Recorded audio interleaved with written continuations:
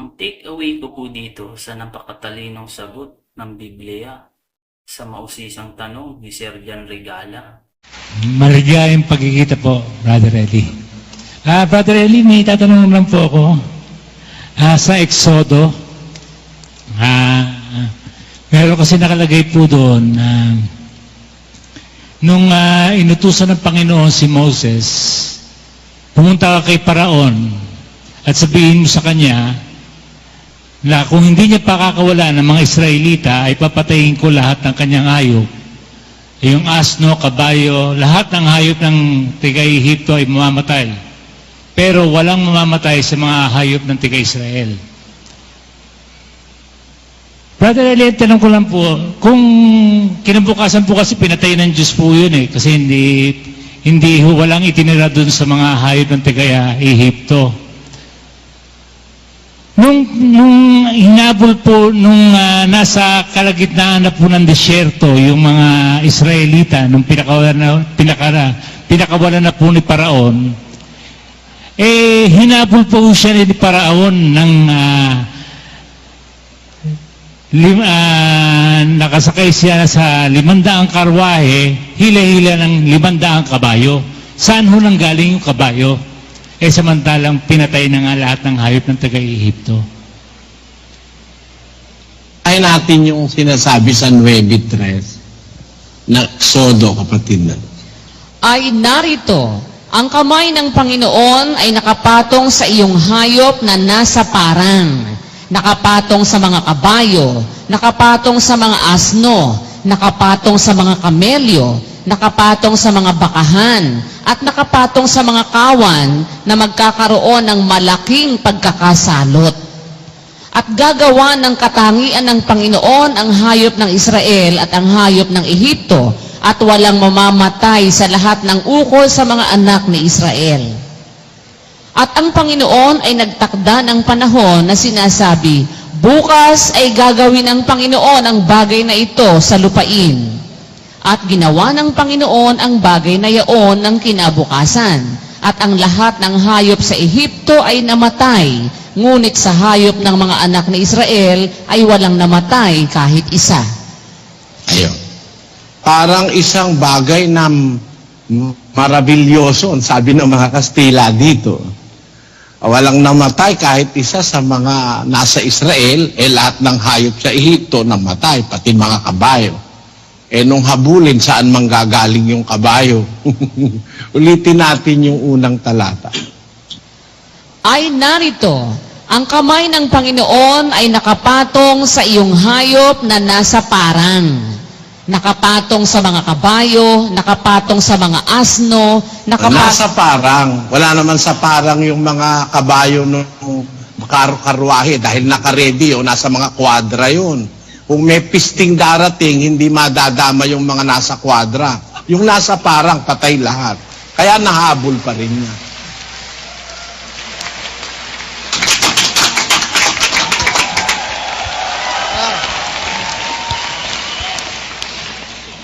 Brother Eli, sabi lahat po ng kabayo, lahat po ng hayop, patay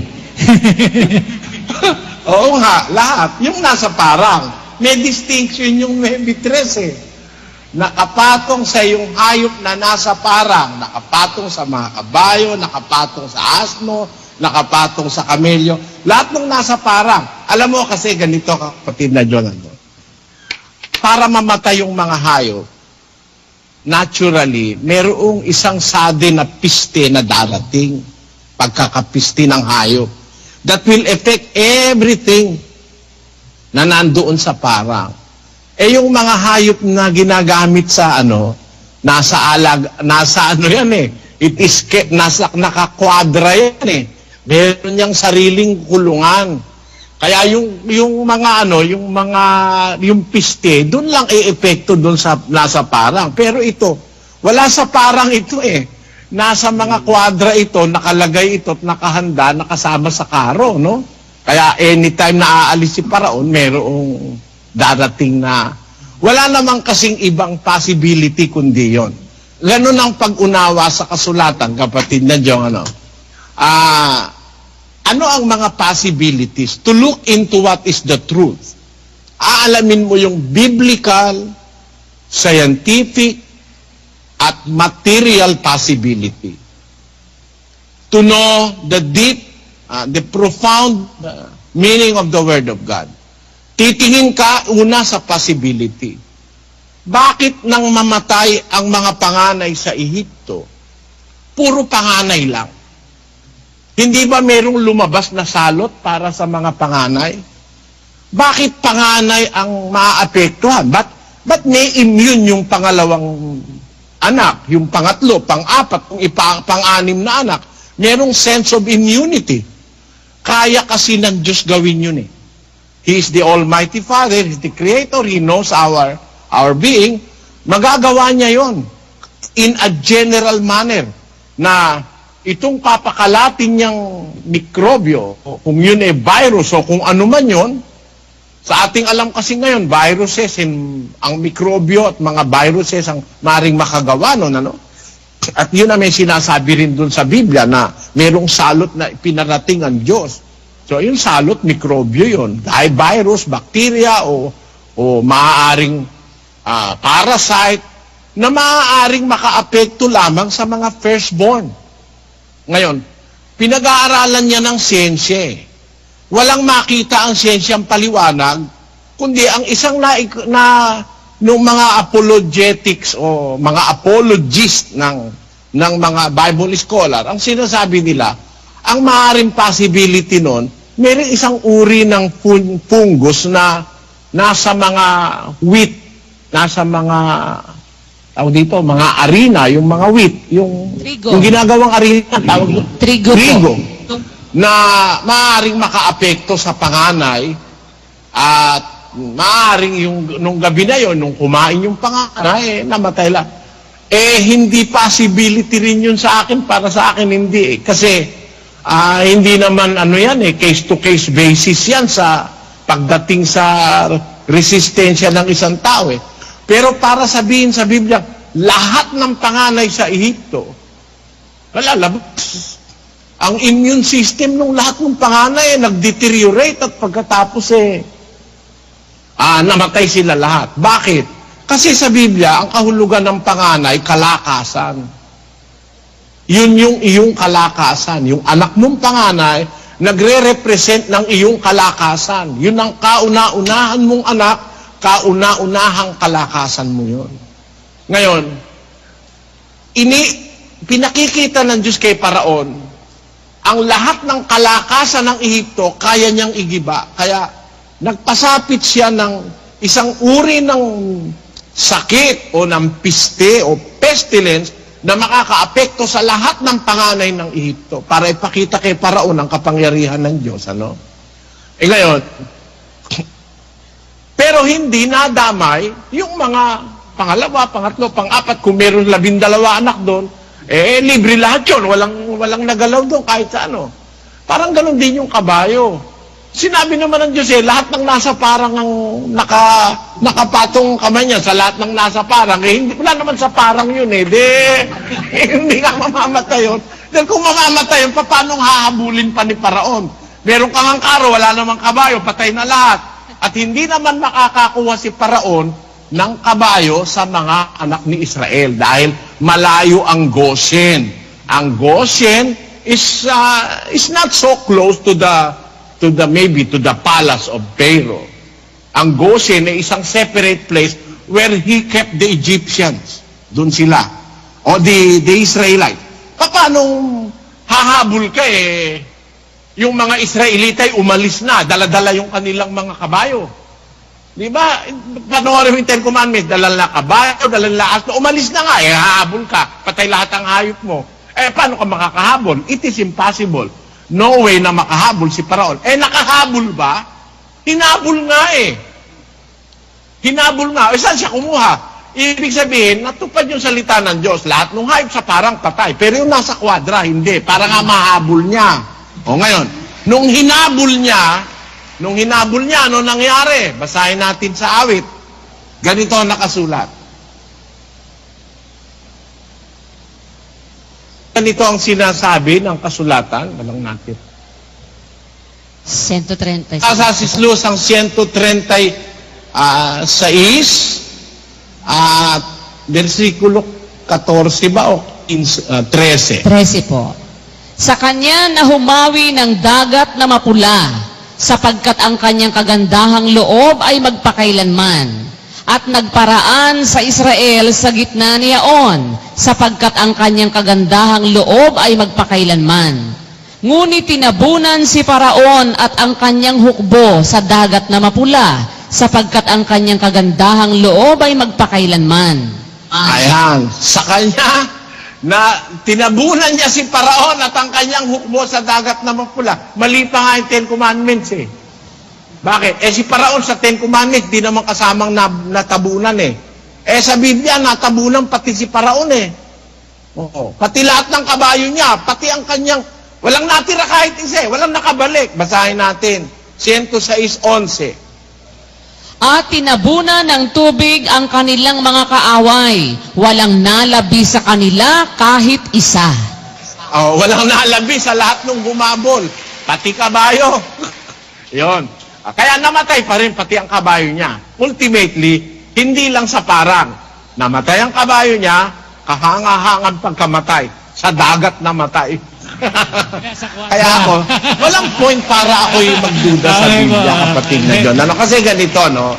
Kung minsan, inilalagay lang natin yung impossibility dahil hindi natin naiintindihan. Pero if we are going to consider so many things, the scientific way of analyzing the Bible, the possibility and the impossibility, at saka yung reality, pag-uugnay-ugnayan natin, we can arrive into a very safe conclusion. Gaya nung sinabi doon sa aklat ng Deuteronomio na nung umalis ang Israel sa Ehipto, 40 taon sila naglakbay sa ilang.